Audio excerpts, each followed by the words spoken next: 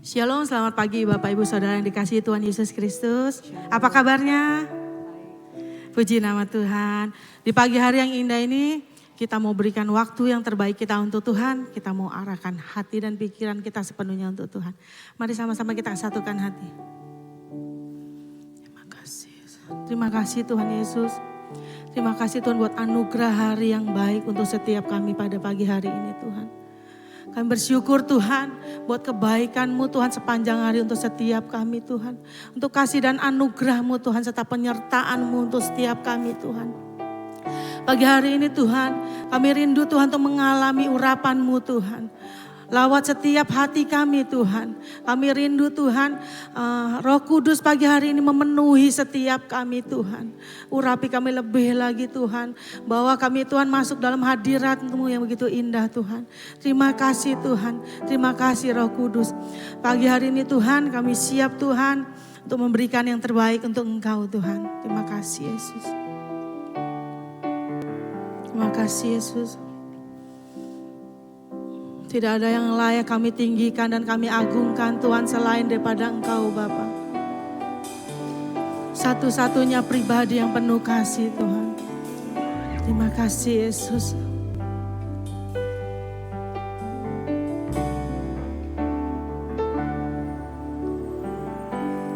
Yesusku, penyelamatku, tiada yang seperti Engkau. Setiap hari ku memuji keajaiban kasih-Mu.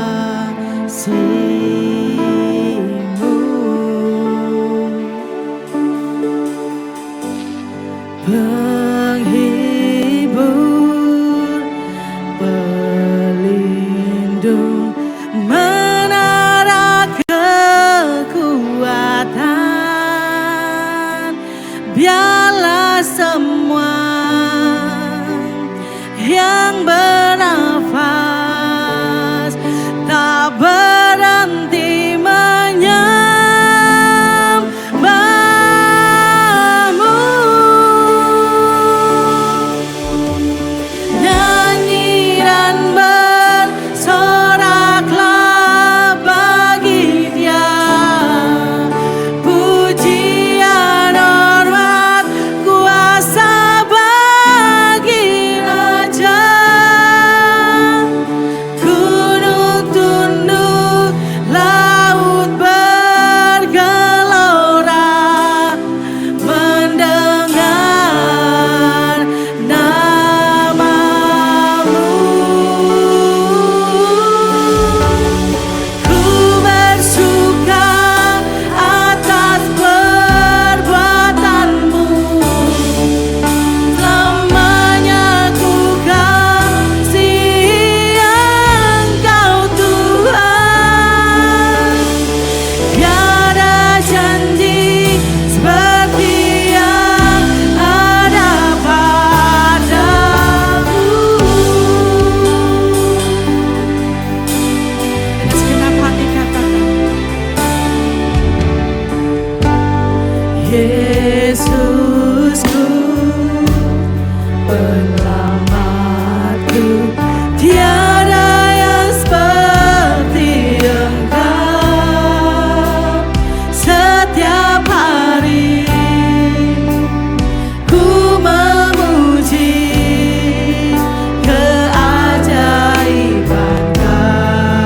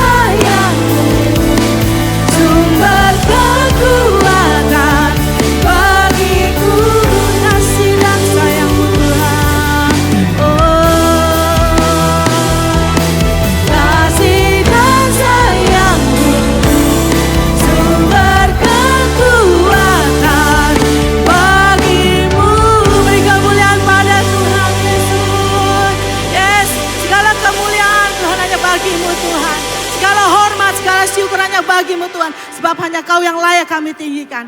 Yang siap bersuka cita sama-sama katakan amin. Sekali lagi, shalom jemaat Tuhan. Percaya bahwa sukacita Tuhan tercurah atas kita pagi hari ini, amin. Mari sama-sama kita terima sukacita surga pagi hari ini.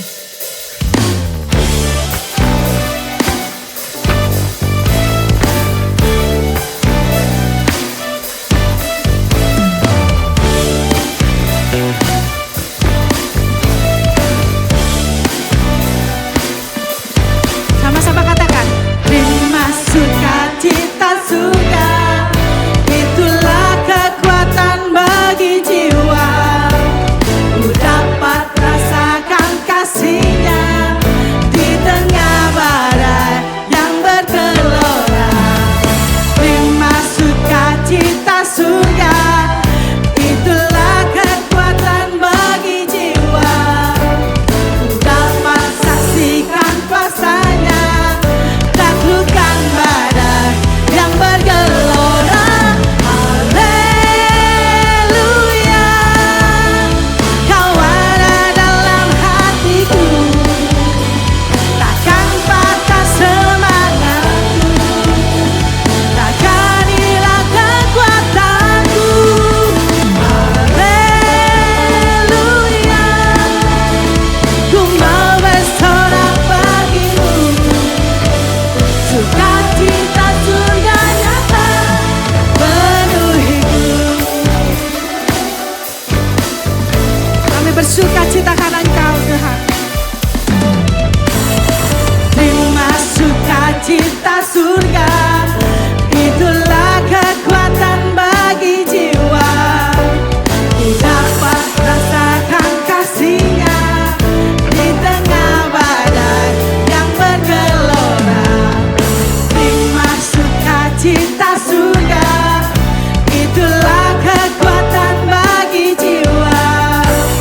Ku dapat saksikan kuasa-Nya, taklukkan badai yang bergelora. Sama-sama, haleluya, Kau ada dalam hatiku, takkan patah semangatku, takkan hilang kekuatanku. Haleluya, ku mau bersorak bagimu, sukacita surga nyata penuhiku. Haleluya, haleluya, Kau ada dalam hatiku, takkan patah semangatku, takkan hilang kekuatanku. Haleluya, ku mau bersorak bagimu, sukacita surga nyata penuhiku. Sukacita surga nyata penuhiku. Sekali lagi nyatakan, sukacita surga nyata penuhiku. Amin.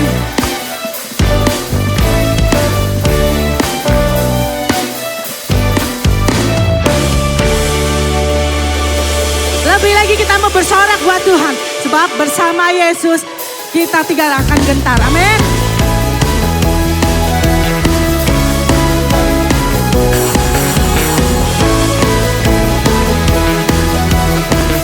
Yesus kekuatan kita. Yesus Kau kekuatan di hidupku, takkan gentar langkahku. Kau angkat tanganku di saat ku jatuh, Kaulah sumber kuatku.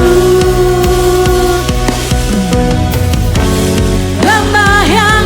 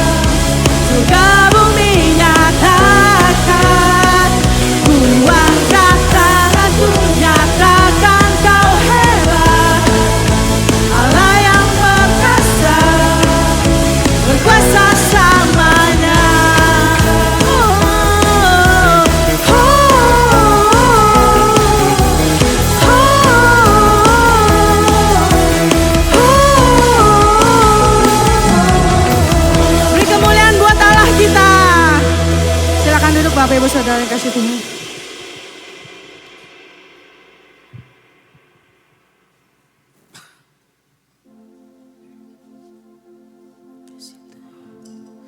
Terima kasih Tuhan. Terima kasih Yesus. Ini janji setiap kami Tuhan. Kami mengikut Engkau seumur hidup kami Tuhan. Menikmati kasih dan kebaikan-Mu sepanjang umur kami Tuhan.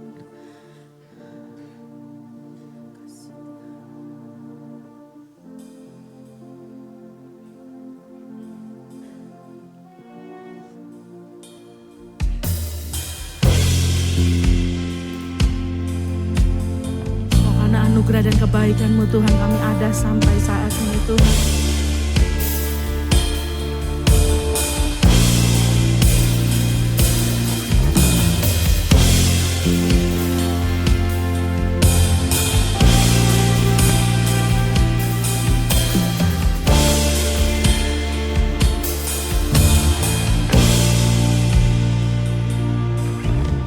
Semua karena anugerah-Mu hari ini ada.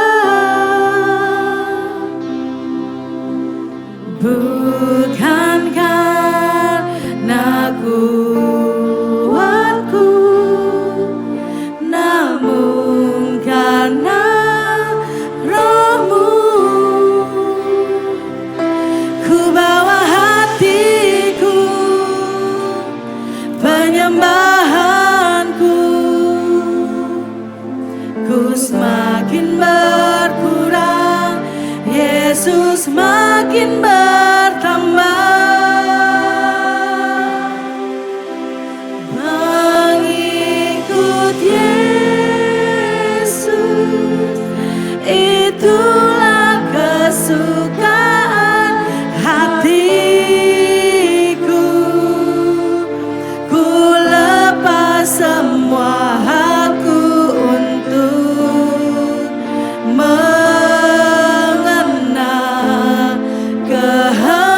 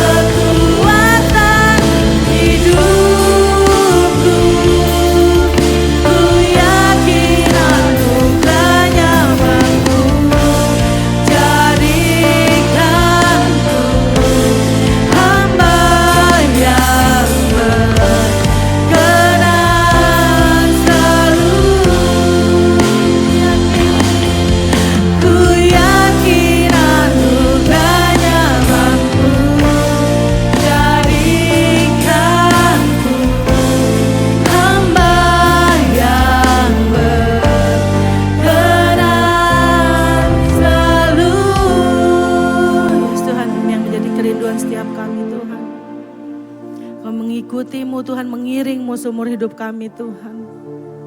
Kami mau melepas semua apa yang menjadi hak kami Tuhan, kami lepas apa yang menjadi kebanggaan kami Tuhan.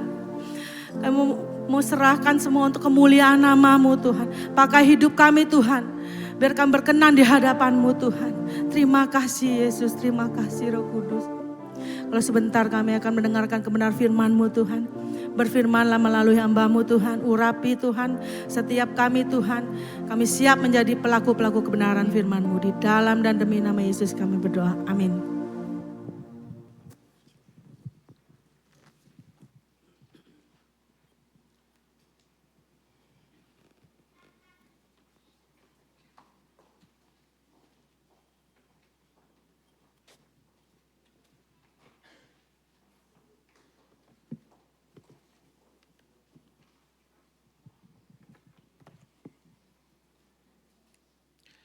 Shalom, puji Tuhan. Senang sekali boleh kembali ke tempat ini. Terima kasih Pak Wandi, Ibu dan semua pemimpin yang memberikan kesempatan untuk saya menyampaikan firman Tuhan pada pagi hari ini. Tema kita itu dalam bahasa Jawanya disebut more than enough. Ya, ini bahasa Jawa ya, lebih daripada cukup. Pertanyaan saya pagi hari ini sebelum saya menyampaikan firman Tuhan, apakah Yesus lebih dari cukup buat saudara? Kristus itu cukup buat saudara? Atau masih butuh tambahan yang lainnya? Paulus bilang begini, dulu semua yang kuanggap mulia itu, begitu aku ketemu Yesus, semua itu kuanggap sampah. Artinya apa? Perjumpaan Paulus dengan pribadinya Kristus itu yang dulu dianggap hebat, itu gak ada artinya apa-apa. Jadi Yesus itu cukup baginya. Nah masalahnya orang percaya zaman sekarang itu, Yesus itu gak cukup. Makanya kita hidup di dalam kekhawatiran, hidup di dalam ketakutan, hidup dalam kecemasan, kita stres gitu. Ya seperti pemimpin kita mengatakan bahwa orang di metro tidak pakai dolar. Ya, tapi justru kita sekarang merasakan, ya, saya ingat kemarin ada orang SPG itu menawarkan gini pada saya, Pak, beli HP Pak, murah katanya begitu. Terus saya tanya, berapa harganya? Cuman 17 juta Pak. Terus saya bilang, gundulmu. 17 juta kok murah begitu. Saya bilang begini loh, beberapa waktu yang lalu itu harganya enggak segitu. Iya Pak, ini udah naik 3 kali karena dolarnya naik. Saya bilang, saya enggak mau beli di kota, nanti saya beli di desa. Karena di desa tidak pakai dolar kan, pasti lebih murah gitu. Saya mau tanya dulu saudara, ya ini menggoda saya Pak Wandi. Kalau saya khotbah ngadepnya ke sini gimana saudara? Boleh nggak? Atau lebih gendeng lagi begini? Ngerti ya? Di dunia saja ada pelajaran namanya public speaking. Gimana bicara? Ini maaf loh, tadi pemimpin pujian itu saya nggak lihat satupun itu kalau nyanyi itu pemimpin pujian itu ngelihat ke jemaat. Dari tadi itu nyanyi gini terus. Saya tuh mikir apakah penyanyi di sini itu tunanetra semuanya begitu. Maaf loh ya. Saya senang dengan pemimpin pujian karena kulitnya tuh halus glowing gitu lah saudara. Tapi kok nggak berani memperhatikan jemaat gitu lah ya. Orang tuh kalau nyanyi kan mestinya itu. Kalau saya bicara gini, saya akan mencari mata-mata yang mendukung saya.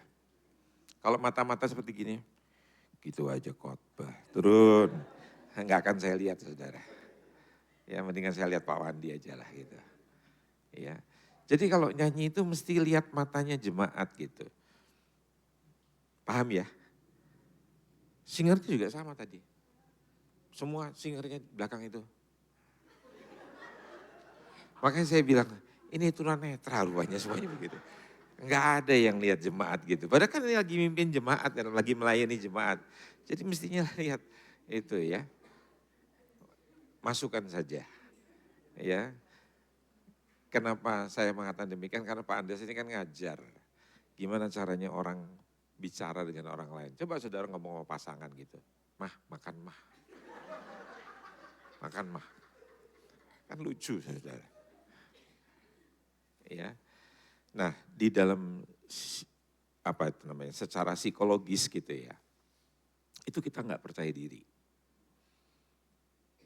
Kalau dalam dunia kriminal, reserse, berarti ada sesuatu yang nggak beres. Suami kalau bicara sama istri, dia nggak natap mata istri. Itu karena dia ada sesuatu di dalam dirinya. Bahasa Cinanya itu, bahasa Chinese-nya itu ada something wrong. Gitu ya. Oke, saya akan perlihatkan pelajaran saya daripada more than enough ini, lebih daripada cukup. Saya akan lihat pelajarannya adalah, apakah semua pasti terjadi sesuai dengan imanmu? Slide-nya. Terus, saudara tahu kita seringkali mendengar bahwa semua itu terjadi sesuai dengan kepercayaanmu. Nah, ini perlu Anda memahami dalam perspektif Injil. Melihat di dalam terang firman Tuhan begitu. Jadi kalimat tersebut bisa benar di dalam konteks tertentu. Karena kejadian ini kan pada waktu Yesus menghadapi 2 orang buta. Dan mereka minta, kami ingin sembuh. Dan Tuhan bilang, jadilah seperti kata imanmu, dan mereka mengalami kesembuhan, mereka mengalami mujizat. Tetapi kalau tidak sesuai dengan konteksnya, itu menjadi salah. Jika itu dijadikan prinsip umum bahwa iman manusia menentukan semua yang terjadi dalam hidup. Saya beri contoh begini. Kan ada banyak orang mengatakan gini, saya pasti akan kaya. Terus kita terngiang-ngiang, jadilah seperti kata imanmu. Dan kalau engkau kaya, saya percaya engkau akan pindah dari metro. Ya, engkau nggak akan betah di metro. Pasti engkau akan pindah ke Jakarta, tinggal di Pondok Indah. Makin kaya lagi engkau pindah ke Amerika. Ya, engkau beli tempat di Los Angeles, di tempat yang paling prestisius di sana begitu. Nah itu kan kita menyebutnya sesuai dengan kepercayaan. Saya bilang itu bukan kepercayaan saudara, itu angan-angan saudara. Dan kalau enggak kesampaian, itu membuat saudara menjadi frustasi. Jadi kalau tadi saudara bilang bahwa Yesus itu cukup bagi saya bilang enggak. Saudara sedang berbohong. Mari kita lihat bagian pertama dari pelajaran ini. Mengapa kalimat itu sering sekali digunakan? Kalimat itu biasanya diambil dari perkataan Yesus yang dikatakan dalam Injil Matius 9 ayat 29. Jadilah kepadamu menurut imanmu. Nah, saudara perlu lihat dalam konteksnya Yesus sedang menyembuhkan 2 orang buta yang datang kepadanya dengan penuh keyakinan. Ayat ini berbicara tentang respon Kristus terhadap iman mereka dalam peristiwa tersebut. Bukan sebuah hukum universal bahwa seluruh realitas ditentukan oleh kadar iman seseorang. Slide. Bagian yang kedua, apa yang diajarkan oleh Injil? Ganti slide-nya. Injil itu menekankan bahwa Allah berdaulat atas segala sesuatu. Betul enggak? Kalau orang mengatakan bahwa apapun yang terjadi dalam hidup ini itu tergantung pada saya. Berarti Allah tidak berdaulat. Karena ada orang mengatakan begini, mati hidup saya itu ditentukan oleh mulut saya. Kalimat itu tidak salah Pak Wandi, karena ada ayatnya.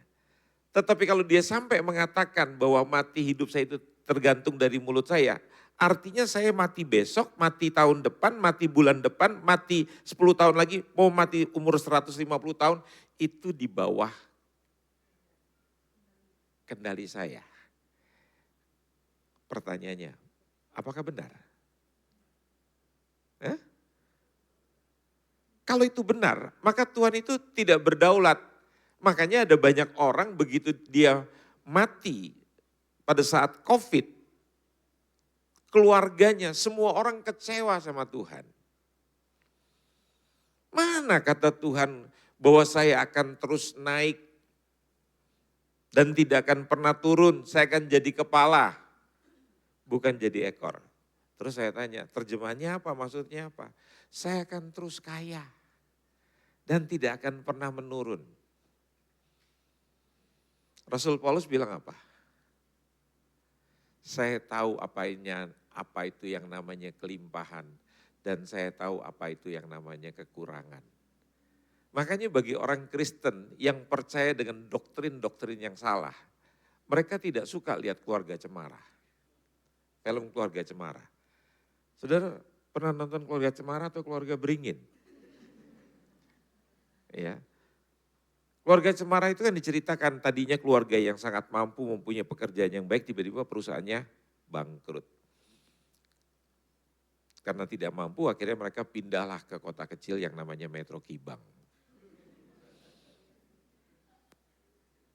Keluarganya nggak siap, anak-anaknya nggak siap. Ya, saya ingat dulu ada satu gereja di Jakarta, satu gereja dengan mempunyai banyak satelit. Tiba-tiba lantas mereka digabung semuanya sehingga pendeta-pendetanya itu tidak berfungsi seperti dulu begitu. Akhirnya ada yang resign. Nah waktu resign dia kehilangan penghasilan daripada gereja ya, tempat di mana dia selama ini melayani begitu.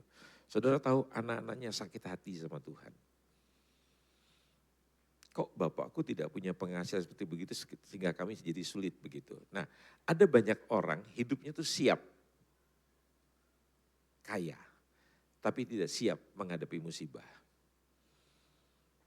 Saya coba terjemahkan di dalam bahasanya Rasul Paulus dalam Korintus. Kalau saudara mengatakan begini, bahwa saya tidak akan pernah jadi ekor, saya akan jadi kepala dan saya akan terus naik dan tidak akan pernah turun. Kalimat itu tidak salah. Tapi saudara menerjemahkannya salah. Kenapa saudara cuma menerjemahkan bahwa uang saya tidak akan pernah turun, penghasilan saya akan terus naik. Itu belum komplit, saudara terjemahkan.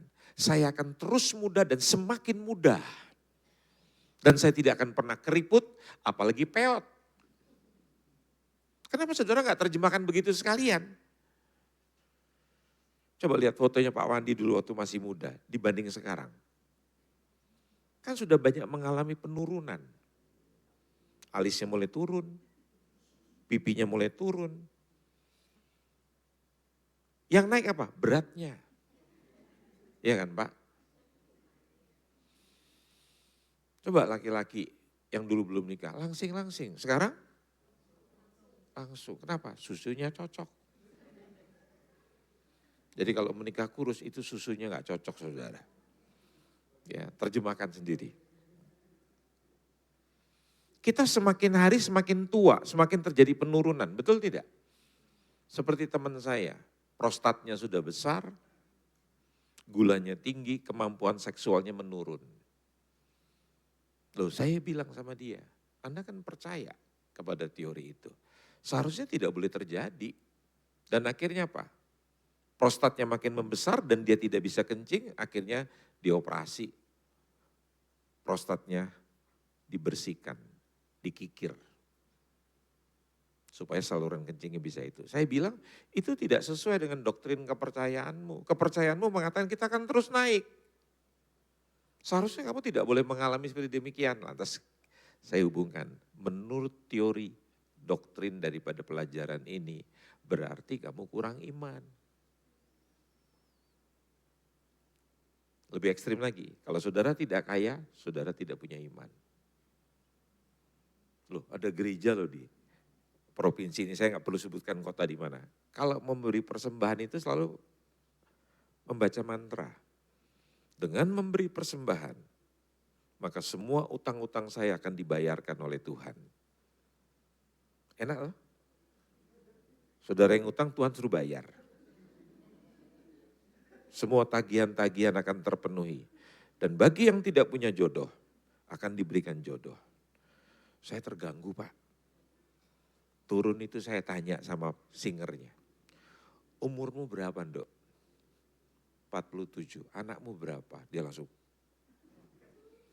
Nikah aja belum Om. Berarti kamu kurang memberi persembahan. Loh deklarasi persembahannya begitu.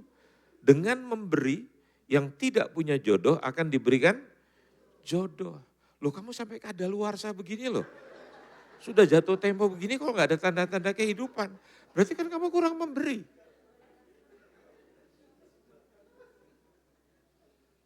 Terus dalam deklarasi itu dikatakan lagi begini. Ya. Bagi yang tidak punya rumah akan diberikan rumah. Bagi yang tidak punya kendaraan akan mempunyai kendaraan. Tergoda saya, saudara. Karena ini murid saya tanya. Kamu sekarang naik apa? Motor om. Kok motor? Belum punya mobil? Belum. Saya om yang punya mobil. Mobil apa? Suzuki Karimun. Kurang beriman. Orang itu kalau memberi yang banyak, pasti minimal mobilnya itu seperti yang gini-gini itu loh. Jadi kamu kurang memberi. Mulai sekarang belajar memberi supaya kamu punya jodoh. Itu sekarang yang berkembang di dalam gereja. Ngerti ya? Kecukupan itu selalu diukur daripada apa yang ada pada diri kita.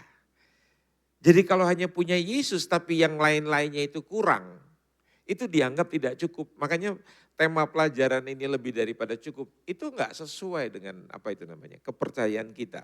Makanya saya coba menekankan kepada kita, iman adalah sarana yang Allah pakai, bukan kekuatan yang mengendalikan Allah. Seringkali kita berpikir karena saya punya iman, saya bisa meminta apa saja yang saya mau. Loh, saudara itu diciptakan serupa dengan Allah, tetapi kita tetap mesti tahu diri bahwa kita bukan Allah. Cuman diciptakan serupa, tapi bukan Allah. Tetap nama saudara, bahasa Inggrisnya manungso. Setuju gak? Coba tanya pada sebelahnya, kamu manungso atau demit?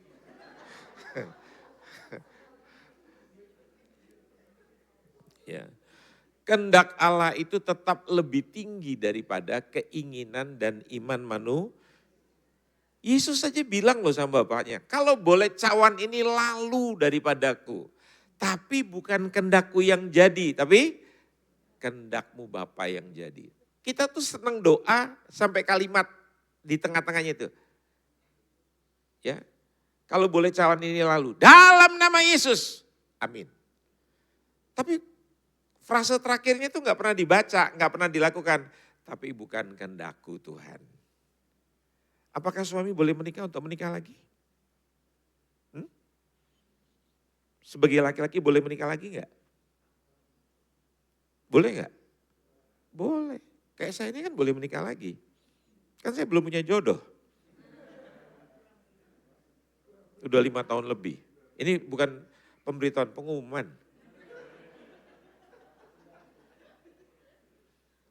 Ya. Tapi saya tidak menggunakan hak saya untuk menikah lagi. Ya. Apakah laki-laki boleh menikah lagi? Boleh. Harus statusnya seperti saya dulu. Istri saya sudah dipanggil Tuhan. Makanya bapak-bapak yang mau menikah lagi doakan. Loh kok ketawa? Saya ngasih tahu yang benar. Kalau memang pengen menikah lagi, doakan. Tanya sama Tuhan kapan istriku dipanggil Tuhan gitu loh. Tapi kalau dia belum dipanggil Tuhan, pelajarannya apa? Saudara belajar setia. Amin. Walaupun istrimu itu seperti walang kekek, setia. Ya. Tetap terima. Kan saudara sudah memilih begitu loh. Kalau dia jelek, bawa ke Korea Selatan, dioperasi. Tadi mukanya kayak Semar Mendem, pulang dari itu langsung kayak Luna Maya. Sekarang itu bisa kok saudara. Saudara bilang saya nggak punya uang Pak Andes, jual tanahmu di Metro. Dapat perempuan baru kan. Itu loh. Efesus 1 ayat 11, slide. Di dalam dialah kami mendapat bagian yang dijanjikan. Kami yang dari semula ditentukan untuk menerima bagian itu sesuai dengan maksud Allah. Yang di dalam segala sesuatu bekerja menurut keputusan kehendaknya.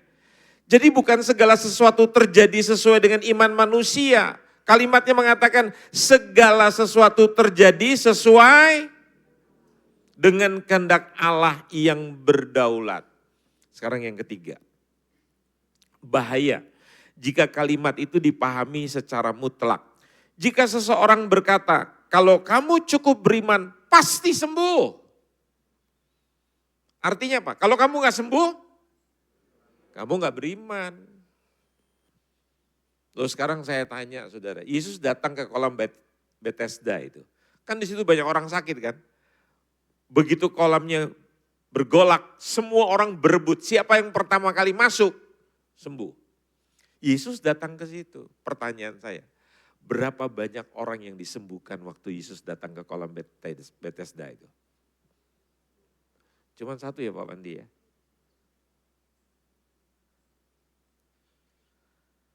Kalau orientasi kita bergereja itu adalah untuk mendapatkan kesembuhan. Kita tuh kan senang dengan euforia gitu. Didoakan tumbang. Didoakan. Dan kita rasanya bangga gitu. Kamu kenapa? Penuh Roh Kudus. Loh, orang Ayan itu enggak penuh Roh Kudus, tapi ya begitu saya. Ngerti ya? Lah orang Kristen itu kan senang dengan kayak gitu-gitu, senang kan ya? Didoain, ada pendeta yang senang doain orang didorong gitu, jatuh gitu. Terus jemaat ada yang ngomong gitu, begitu saya didorong Pak, jatuh saya tidur. Enak Pak punya kesempatan tidur katanya begitu. Enggak dibangunkan, weh saya tidur sekalian Pak. Lumayan dikasih selimut apa segala macam begitu. Kan sekarang banyak orang susah tidur ya. Makanya gereja itu ajaib. Dengar khotbah.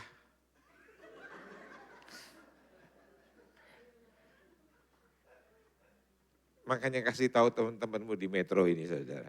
Susah tidur, datanglah ke MDC. Ya. Selanjutnya. Kalau kamu cukup beriman, pasti sukses. Jadi kalau Anda nggak sukses, kurang beriman. Kalau Anda menikah, istrimu jelek, itu kurang beriman. Kalau doamu tidak dijawab, berarti imanmu kurang. Nah, saudara, teori-teori ini saya coba melihat itu sangat mendekati ajaran yang disebut positive thinking.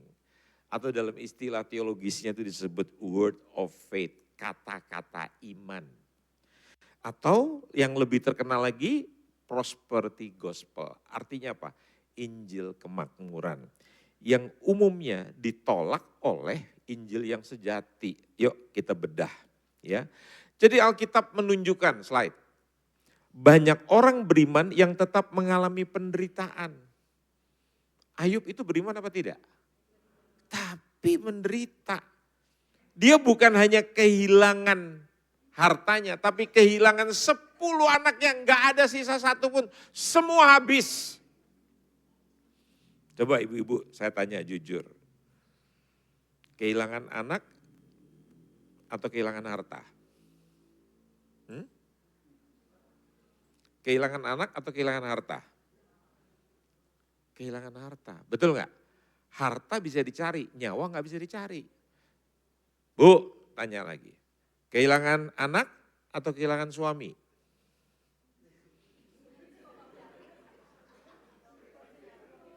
Ayo jujur.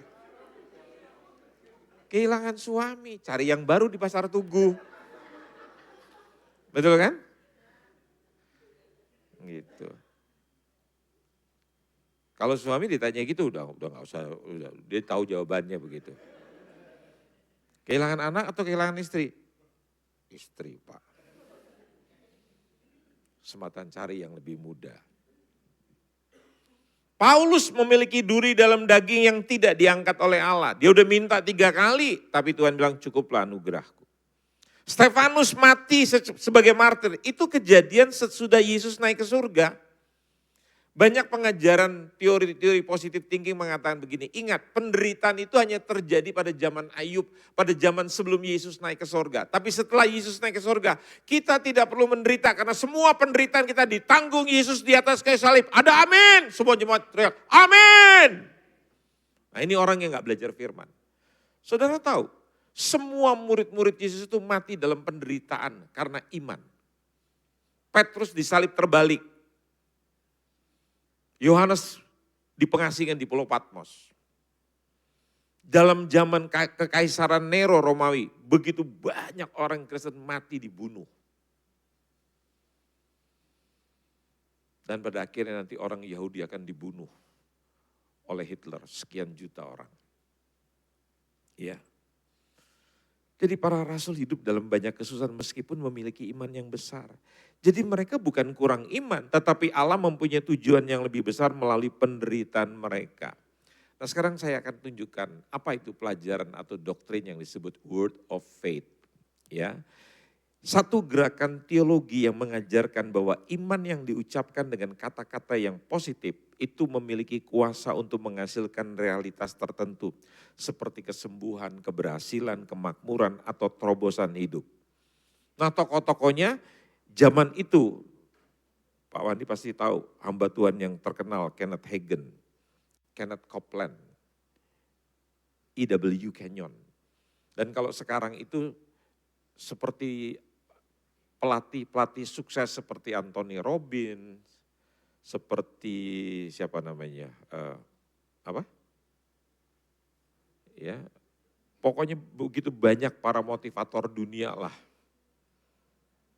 Itu mengajarkan yang disebut self-help. Dengan kemampuan Anda sendiri, Anda bisa jadi seperti yang Anda mau. Kata-kata yang paling terkenal, you can do it. Kamu bisa melakukan apa saja yang kamu ingini. Kamu burung, tapi kamu bisa berenang. Kamu ikan, kamu akan bisa manjat pohon. Gila kan? Kalau saudara tidak mengerti ilmu secara komprehensif, saudara akan berpikir, iya walaupun saya monyet, saya bisa snorkeling. Saya akan bisa diving begitu. Dan ikan pun bermimpi, saya bisa jadi monyet. Naik dari satu dahan ke dahan yang lain. Karena teori itu begitu. Self-help itu menolong kita supaya kita bisa menggali potensi kita. Ya, tetapi manusia tidak sadar bahwa manusia itu punya keterbatasan. Setuju nggak? Itu yang membuat kita stres. Kenapa? Karena kita mau jadi seperti orang lain. Kan banyak tuh pemimpin pujian, lihat Sidney Mohede, akhirnya dia jadi Johan Mohede. Jadi Tuti Mohede. Kenapa? Karena lihat penyanyi yang lainnya, pengkhotbah juga begitu. Lihat Pak Stephen Tong, luar biasa khotbahnya bagus, dia niru. Akhirnya dia jadi apa? Pendeta gentong. Supaya terkenal seperti mereka. Nah, dari sudut pandang Alkitab terdapat beberapa ajaran kata-kata iman ini yang dianggap tidak sesuai dengan Alkitab. Nah, mari kita lihat ciri-ciri utama daripada word of faith ini. Yang pertama, iman itu adalah kekuatan yang menciptakan realitas, itu kata mereka. Mereka sering mengajarkan apa yang Anda percayai dan ucapkan pasti terjadi. Bahkan ada yang berkata kata-kata memiliki kuasa kreatif seperti Allah. Dia mengambil Kejadian pasal 1. Jadilah terang, maka jadilah terang. Jadilah binatang, jadilah binatang. Jadi kamu bisa mengucapkan, menciptakan dengan kekuatan kuasa Tuhan. Kamu udah penuh Roh Kudus, kamu punya firman, ucapkan. Saya tidak akan pernah tua, saya tidak akan pernah tua. Keriput hilang dalam nama Yesus. Ya coba saudara praktekkan. Jadi kalau saya lihat di sini bapak-bapak, ibu-ibu yang sudah mulai dekat sama Tuhan. Wajahnya mulai keriput, itu kurang iman. Kenapa? Karena kurang mengucapkan kata-kata yang positif. Yang tua yang dulu jalannya gagah sekarang sudah mulai. Karena asam urat, itu kurang beriman. Mestinya ucapkan, dalam nama Yesus gagah, dalam nama Yesus gagah. Ya, itu sekarang berkembang dalam gereja tuh begitu. Tetapi Injil yang sejati mengajarkan hanya Allah yang memiliki kuasa kreatif mutlak. Iman bukan kekuatannya menciptakan sesuatu. Iman itu adalah respon percaya kepada Allah dan janjinya. Orang Kristen suka tanya suara Tuhan. Saya mau dengerin suara Tuhan. Alkitab itu kan suaranya Tuhan. Baca Alkitab nggak pernah tapi mau dengar suara Tuhan. Kenapa? Karena dulu biasa ke Gunung Raja Basah. Dengerin Mbah Cijengkol. Mbah, piye mbah aku ini. Wes kamu turun cari pohon kumis kucing. Dan nanti kamu petik itu kumis kucingnya, kamu gini-gini. Kankermu sembuh. Nah begitu jadi Kristen juga begitu. Tuhan, bicara Tuhan. Bicara. Terus ada suara. Jalan anakku. Mana Tuhan? Pasar. Gak pernah baca Alkitab. Cuman katanya dengar suara Tuhan. Itu loh saudara. Yang kedua, dia akan punya pengakuan yang positif. Itu ciri yang kedua. Sering muncul ungkapan, jangan pernah ngaku sakit kalau kamu sakit. Kalau kamu miskin jangan bilang kamu miskin. Kalau kamu badannya gak enak jangan bilang. Saya akan sembuh. Oh gak benar, saya pasti sembuh. Saya sudah sembuh. Saya pasti diberkati Tuhan, saya akan kaya, saya akan menjadi orang terkaya di Metro. Kenapa? Mereka percaya bahwa perkataan negatif dapat menghalangi berkat. Slide. Alkitab menunjukkan bahwa umat Tuhan boleh mengakui kondisi yang sebenarnya. Contohnya siapa? Daud sering mengeluh dan mencurahkan penderitanya kepada Tuhan dalam kitab Mazmur. Bahkan tadi saya di jalan cerita sama Pak Ben. Yeremia itu loh, dia bilang, kenapa waktu aku lahir, kenapa aku kok mesti keluar? Mestinya aku mati pada waktu itu. Itu dia cerita. Jadi orang Kristen boleh mengeluh enggak? Boleh enggak? Boleh. Paulus mengakui kelemahan dan penderitaannya. Saya udah minta sama Tuhan 3 kali, tapi Tuhan bilang cukuplah anugerahku kasih karuniaku buat dirimu. Justru di dalam kelemahan disitulah kekuatan Allah itu muncul. Jadi manusia itu enggak boleh percaya pada kekuatannya sendiri, dia harus percaya pada Tuhan. Jadi iman bukan menyangkal kenyataan, melainkan mempercayai Allah di tengah kenyataan. Trofimus sakit muridnya Paulus. Paulus bilang sama Timotius, pencernaanmu itu kan sering terganggu. Minumlah sedikit anggur supaya pencernaanmu itu enak. Loh anak didiknya sakit itu diungkapkan kok. Tapi kepelajaran ini mengatakan kamu enggak boleh. Kalau sakit bilang enggak sakit. Kalau kamu miskin jangan bilang kamu miskin. Kamu kaya. Ini loh anehnya pelajaran-pelajaran ini. Yang ketiga, kesembuhan selalu kehendak Allah sekarang. Sebagian pengajar Word of Faith mengatakan kalau tidak sembuh berarti kurang iman. Ini bertentangan dengan banyak contoh Alkitab. Paulus memiliki duri dalam daging. Timotius sering sakit. Trofimus ditinggal dalam keadaan sakit.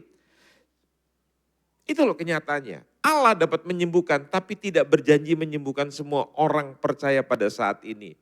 Jadi saudara jangan berpikir kalau saya sakit saya pasti sembuh. Terus mengutip dalam suratan Petrus, oleh bilur-bilur Tuhan Yesus. Apa kalimat selanjutnya? Saya sudah sembuh. Lihat konteksnya dong. Itu Petrus lagi bicara tentang dosa. Bukan bicara tentang kesembuhan jasmania. Bukan saya nggak percaya, saya percaya Tuhan bisa menyembuhkan. Tapi ayat itu jangan disalah terjemahkan. Karena kemarin ada anak pendeta bilang gini pada saya itu om sudah doakan papa saya. Saya sampai setiap saya datang ke rumah sakit melepaskan berkat. Saya bilang kamu akan hidup, kamu tidak akan pernah mati. Saya dengarnya itu kaget. Jadi bapakmu tuh nasibnya di tangan kamu tuh. Tidak akan pernah mati. Besoknya mati. Makanya dia kecewa. Mana janji Tuhan? Saya bilang Tuhan gak pernah berjanji bahwa bapakmu pasti sembuh. Itu gak ada ayatnya. Itu kan terjemahan kamu sendiri, makanya sekarang kamu kecewa. Marah sama Tuhan. Ya, perhatikan saudara-saudara. Pengajar ini mengatakan anak Tuhan seharusnya kaya. Kemiskinan adalah kutuk. Tuhan ingin semua orang percaya makmur secara finansial. Teman saya Pak Wandi, seorang pendeta besar. Dia bilang begini, pada pekerja-pekerjanya, dalam pertemuan pekerja-pekerja yang begitu banyak. Orang Kristen kalau tidak kaya, dia tidak bisa masuk surga. Hanya yang kaya yang bisa masuk surga. Saudara tahu, saya itu mendengar dia bicara gitu. Begitu dia turun, keluar, saya ikut keluar. Terus saya tanya, di mana ayatnya mengatakan bahwa kalau nggak kaya nggak bisa masuk surga? Kenapa Pak? Saya kasihan sama orang-orang di metro sana itu. Banyak yang nggak kaya jemaatnya Pak Wandi itu. Loh gitu kan kira-kira kan? Jadi syarat masuk surga apa katanya? Mesti kaya. Itu prejudis, itu tidak ada kebenarannya. Perhatikan sekarang Injil yang sejati melihat. Berkat utama Injil adalah Kristus dan keselamatan. Makanya Paulus bilang, bagiku Yesus itu cukup, Yesus itu adalah segala-galanya. Kenapa? Yesus itu adalah sumber. Kalau engkau punya sumber, yang lain itu nggak perlu. Lihat anak kecil kalau jalan sama bapaknya, dia perlu bawa kartu kredit? Hah? Dia perlu bawa bekal yang banyak? Saya khawatir mah nanti di jalan papa nggak akan membeli makanan. Jalan seharian, jadi saya mesti bawa bekal, mesti bawa segala macam botot, apa segala macam begitu. Saya khawatir mah, tolong bawakan semua beras 1 kilo. Rice cooker juga begitu segala macam. Anak kecil begitu, enggak dia jalan dengan papanya dengan girang, dia tahu nanti haus dia dibelikan minumnya, lapar dibelikan makanan oleh papanya. Anak itu dengan tenang, betul enggak? Itu artinya kita hidup dengan Tuhan. Jangan khawatir akan hari esok. Lebih baik saudara pikirkan hari ini habis kebaktian mau makan apa. Saya agak nyesel Pak. Karena nanti pulang saya nggak bisa makan di tempat ini. Ya, saya harus pergi cepat-cepat ke kota Bandar Lampung begitu. Pikirkan nanti sore saudara mau makan apa. Hari ini saudara mau melakukan apa. Pikirkan ini. Besok buat perencanaan. Tapi jangan khawatir. Lah ada orang tua kok khawatir anaknya. Pak, gimana nanti anak saya kalau menikah ya Pak. Sekarang banyak laki-laki yang gak bener. Ibu punya anak gadis? Iya Pak. Umur anak ibu berapa sekarang? 4 tahun. Kelamaan Bu. Mendingan pikirin TK-nya di mana. Kok udah mikirin jodoh loh. Khawatir tuh begitu loh. Betul gak? Bulan depan mau liburan Korea karena dengar sekarang perang. Aduh gimana ya, gimana ya. Perangnya di mana, Koreanya di mana. Itu loh kekhawatiran kayak begitu saudara. Jadi Allah dapat memberi kekayaan atau kemiskinan sesuai hikmatnya. Kesalahan tidak pernah diukur daripada jumlah harta. Yang kelima, manusia dianggap memiliki otoritas yang terlalu besar. Prinsip pelajaran ini, teori ini. Beberapa pengajar Word of Faith, kata-kata positif ini mengatakan Anda bisa memerintahkan keadaan. Hujan. Dalam nama Yesus, aku perintahkan berhenti. Berhenti. Dahsyat. Kalah pawang hujan. Akhirnya dia pasang iklan. Anda ada pesta, Anda ada acara besar, hubungilah masa depan cerah.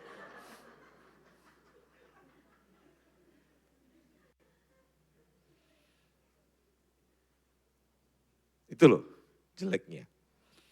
Injil yang sejati menegaskan, manusia itu adalah ciptaan, Allah adalah penguasa, doa adalah permohonan kepada Allah, bukan perintah kepada Allah. Saya perintahkan dalam nama Yesus menggunakan otoritas Allah. Presiden turun.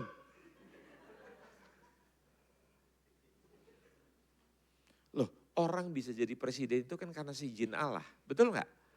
Kok saudara perintahkan turun? Makanya dulu ada pendeta mengatakan, dalam nama Yesus aku perintahkan COVID berhenti.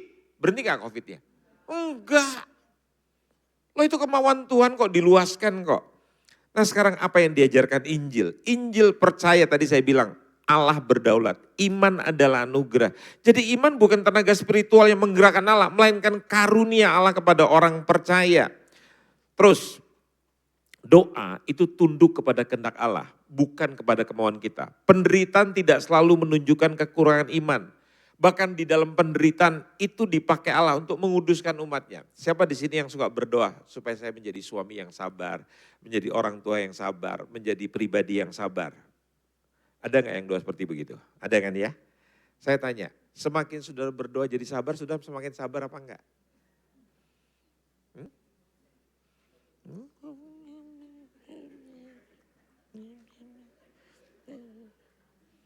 Saya itu bukannya nggak sabar loh, tapi sudah doa, tapi ya makin nggak sabar. Saudara tahu, kesabaran itu menurut Roma pasal 5, Yakobus pasal 1, nanti selidiki sendiri. Kesabaran itu merupakan hasil atau buah daripada penderitaan.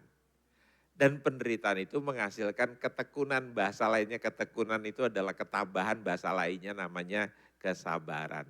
Jadi kalau saudara mau sabar, saudara harus masuk dalam universitas penderitaan hidup. Fakultas Jatuh Bangun jurusan pukulan berat. Suami akan sabar kalau istrinya tiap pagi. Tuhan, Tuhan. Setuju gak? Saya kemarin cerita sama seorang pembawa acara gitu. Selesai acara dia tanya, dia bilang gini pada saya itu kadang-kadang gak sabar loh Pak Andres ngadepi suami saya. Tidurnya aja mengganggu orang loh Pak. Bukan mengganggu saya, mengganggu orang. Tapi saya dengerin tadi pelajaran itu memberkati saya. Kenapa? Saudara, orang tidur itu ada maknanya. Coba nanti pulang malam tidur itu Anda rekam suami Anda. Kalau dia ngoroknya, itu tipe pria yang romantis. Tapi kalau dia tidur,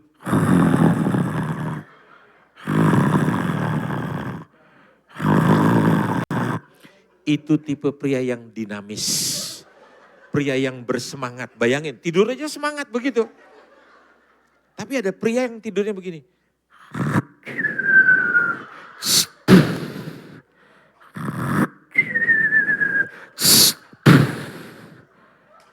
Itu tipe pria yang inovatif. Bayangin, tidur aja bisa ada belasan suara. Jadi Anda bilang pada suami, wah papa itu luar biasa. Papa itu sebetulnya kreatif, bayang tidur aja kreatif kok. Jadi jangan negatif dulu saudara. Ya, selanjutnya saya buat tabel. Kata-kata yang positif itu berpendapat iman menghasilkan realitas. Tapi Injil Allah yang menentukan realitas.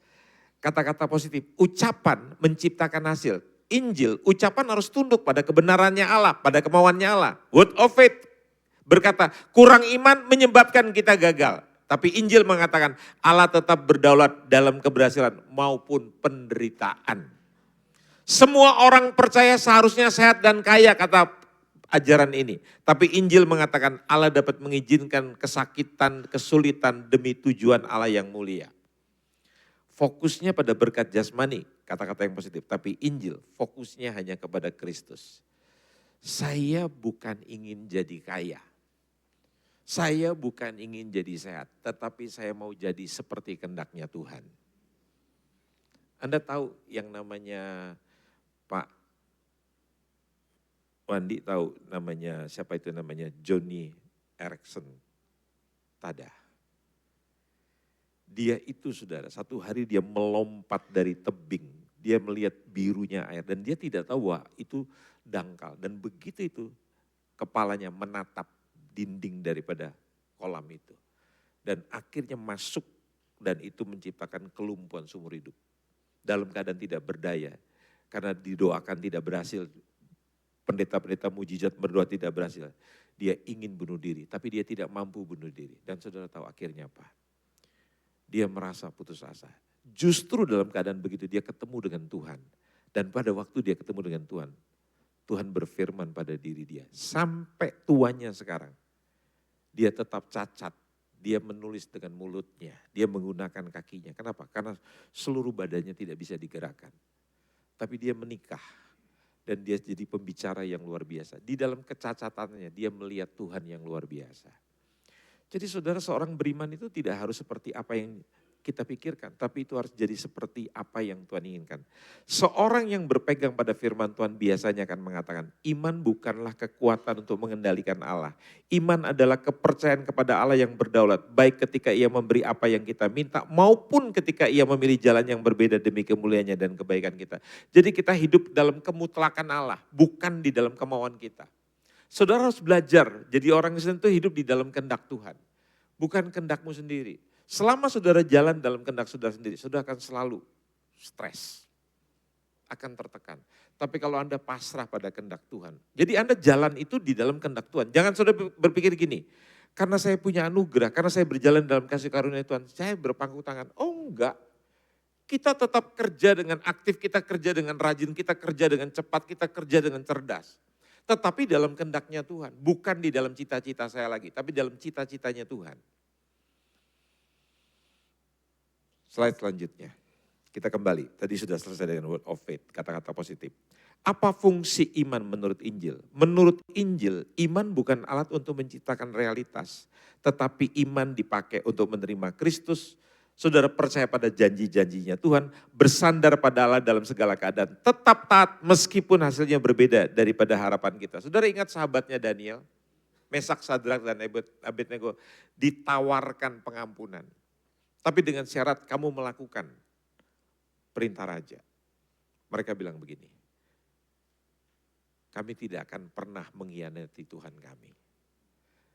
Dan sekalipun kami dijebloskan di tempat yang mengerikan itu. Dan kami tidak melihat Tuhan yang kami percayai menolong kami. Kami tidak akan pernah meninggalkan dia atau berkhianat pada dia. Itu kesetiaan, Pak. Banyak orang setia karena semuanya baik-baik, betul nggak? Begitu terbalik, semua hartanya hilang. Ingat istrinya Ayub bilang apa? Hujat aja Tuhan dan kamu akan mati. Kenapa kamu mesti setia sama Tuhan? Buktinya Tuhan gak setia sama kita kok. Ayub bilang apa? Perkataanmu itu seperti perempuan gila. Slide. Iman sejati berkata, Tuhan sanggup melakukan apa yang saya minta, tetapi saya tunduk kepada kehendak-Nya. Nah itu dia. Seperti doa Kristus, bukan kehendakku. Dan yang terakhir, rumusan yang lebih sesuai dengan doktrin Alkitab. Daripada mengatakan semua terjadi sesuai dengan imanmu. Lebih tepat kita mengatakan gini, Allah mengerjakan segala sesuatu menurut kehendak-Nya yang berdaulat. Dan iman adalah sarana yang diberikannya agar kita mempercayai serta menerima apa yang Dia kerjakan. Bukan apa yang kita kerjakan. Atau lebih simple, bukan besarnya iman yang menentukan segala sesuatu. Tetapi besarnya Allah yang menjadikan objek iman kita.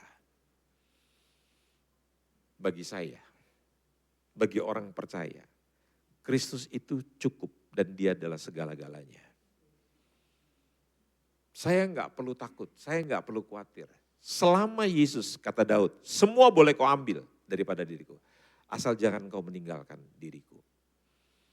Amin saudara. Amin saudara. Ya, saya melihat pelayanan-pelayanan yang besar Pak Wandi di berbagai tempat. Justru dibangun daripada kemiskinan, daripada kekurangan. Di dalam keadaan yang kurang, yang miskin itu kita lebih banyak berdoa bergantung sama Tuhan. Betul nggak? Tapi di tengah kenyamanan kita lebih banyak nonton Netflix. Drakor, dracin, betul nggak? Nggak pernah lagi, wow Tuhan. Begitu kita sakit, boleh doa lagi, betul nggak? Jadi sakit bagus nggak? Sakit bagus nggak? Bagus. Karena kalau saya berkunjung ke rumah sakit itu semua orang lagunya begitu. Tuhan. Tuhan. Kalau saudara pergi ke mall, masih begitu sambil belanja. Tuhan. Lupa Tuhan saudara. Liburan ke Cina, Tuhan. Gitu enggak ada. Saya berpikir, wah di jalan-jalan mau makan enak segala macam. Jadi penderitaan itu bagus. Alarm untuk saudara apa? Ingat sama Tuhan. Amin. Ya, kalau saudara masih belum merasa bahwa Tuhan itu cukup segala-galanya buat diri saudara. maka sarana yang paling terbaik itu adalah Anda mengalami sakit, Anda mengalami penderitaan. Khotbah ini bukan untuk menusuk saudara, melukai saudara, bukan. Firman itu adalah cermin. Waktu saudara lihat cermin, muka saya kok ada fleknya. Apa yang saudara lakukan? Memperbaiki muka saudara. Sama, dengar firman itu bukan untuk mengancam saudara, menyindir saudara, bukan. Firman itu diberikan supaya kita merubah kehidupan kita. Dan kita menjadi lebih baik. Amin. Kita berikan tepuk tangan buat Tuhan yang luar biasa. Yuk kita berdiri bersama-sama. Saya minta chord G. Ayo para pemuji. Jangan terbalik berdirinya ya. Saya takut nanti berdiri ke sini semua. Kalau nggak berani lihat jemaat, lihat Pak Wandi saja. Di G. Ku tidak takut,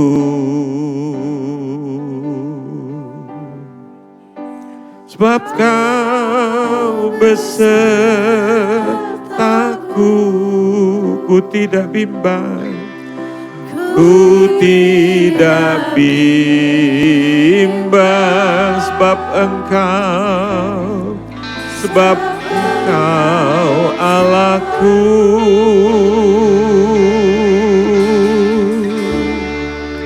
Engkau meneguhkanku, bahkan menolongku. Kau batu karang, karangku. Yesus, amin. Mari kita angkat tangan-tangan kita. Yesus memegangku dengan tangan kananmu. Yesus memberiku, Yesus memberiku kemenangan. Mari kita angkat tangan kita. Yesus memegangku dengan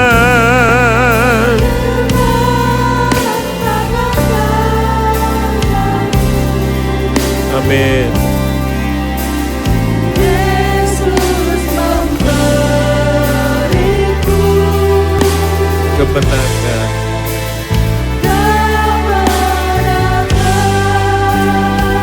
Bapa, terima kasih untuk pagi hari ini. Engkau memberkati gembala kami, keluarganya, istri, dan anak-anaknya. Engkau memberkati semua para penatua di gereja ini, para pemimpin.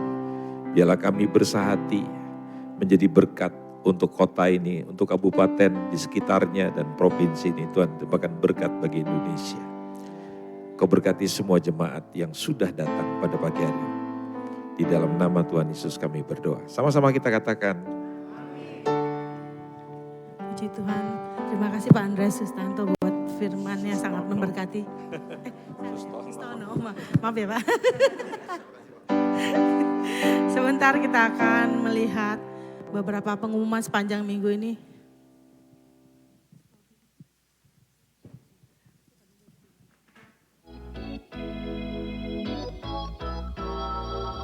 Pengumuman di minggu ketiga di bulan Juni. Persembahan persepuluhan ucapan syukur dapat ditransfer ke rekening GKPB MDC Metro. Laporan keuangan dari tanggal 14 sampai 20 Juni.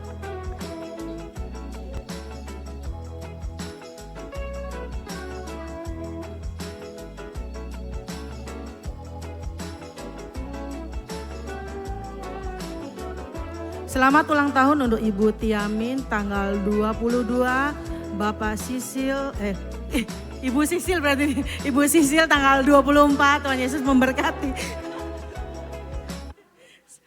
Seluruh jemaat diundang ke pernikahan, siapa nih? Rehan dan Selvi, putra dari Bapak Haloho di Tanjung Anom pada hari Rabu tanggal 24 Juni pukul 9 di HKBP Yukum Jaya Bandar Jaya.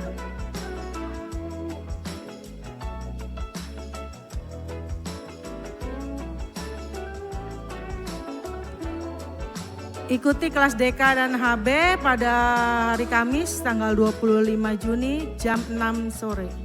Pelajaran ketiga. God Arrow dari God Arrow dari kelas 1 sampai 6 SD, Bible Fun Day dimulai hari Senin jam 6 Juli dimulai jam 8 pagi sampai jam setengah 4. Jadi buat anak-anak sekolah minggu dari kelas 1 sampai 6 SD bisa mengikuti.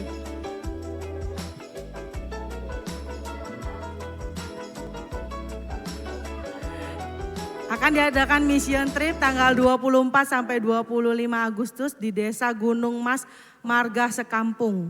Jemaat dapat terlibat dalam pendanaan atau sembako atau pakaian yang layak pakai bisa dikumpulkan di gereja. Bagi yang ingin mengikuti mission trip dapat mendaftar ke Ibu Gioklan.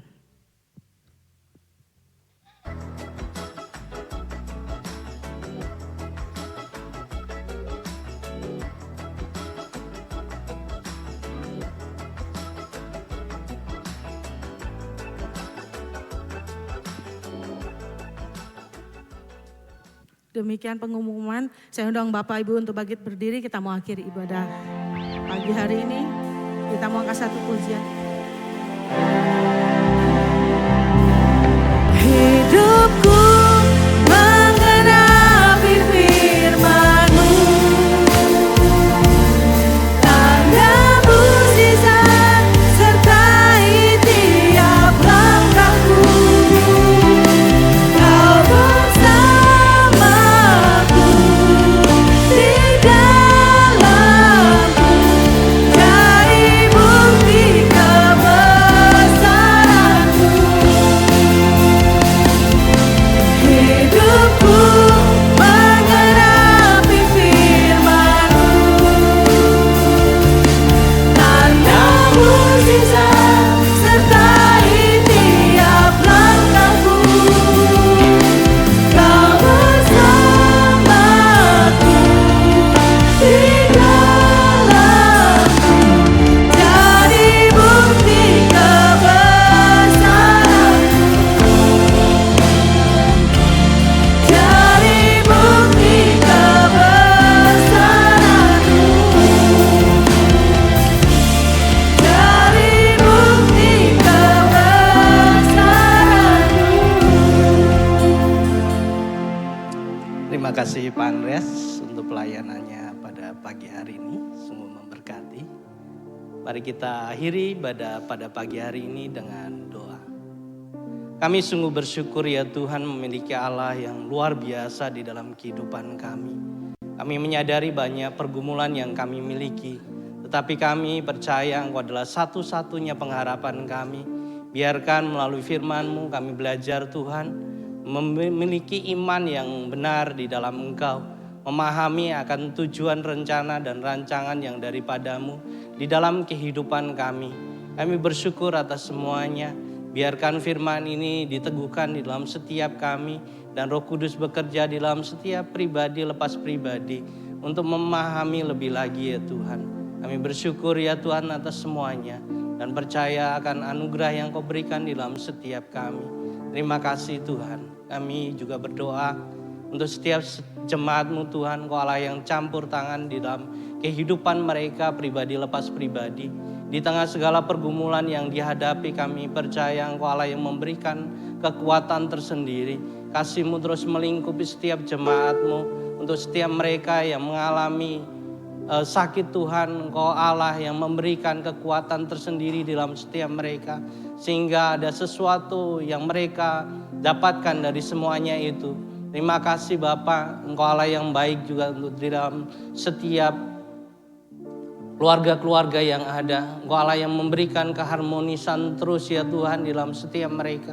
supaya mereka ya Tuhan mengandalkan dan mengutamakan Engkau di dalam hari-hari yang mereka miliki, sehingga keluarga-keluarga boleh menjadi berkat atas orang-orang yang ada di sekitar mereka. Campur tangan-Mu Tuhan di dalam setiap pergumulan mereka, sehingga Tuhan rencana-rancangan-Mu yang boleh terjadi di dalam setiap kehidupan keluarga-keluarga yang ada. Terima kasih, kami percaya anugerah-Mu ya Tuhan, dan kami bersyukur ya Tuhan dengan apa yang Engkau berikan di dalam kehidupan kami sepanjang minggu ini Tuhan. Kami akan memberikan yang terbaik melalui persembahan-persembahan kami, dan semuanya untuk kemuliaan nama-Mu saja. Terima kasih, kami mau undur dari tempat ini. Angkatlah kedua belah tangan-Mu, terimalah berkat dari Allah, Bapa, Putra dan Roh Kudus. Biarlah kasih, sukacita, damai, sejahtera ada dalam setiap hidup-Mu. Diberkatilah Engkau secara pribadi, diberkatilah keluarga-Mu, diberkatilah usaha pekerjaan-Mu. Dan pulanglah dengan damai yang daripada Allah. Dan pergilah dengan menjadi berkat atas orang-orang yang ada di sekitar-Mu. Dan Injil diberitakan atas hidup-Mu dari saat ini sampai Maranatha. Yang percaya katakan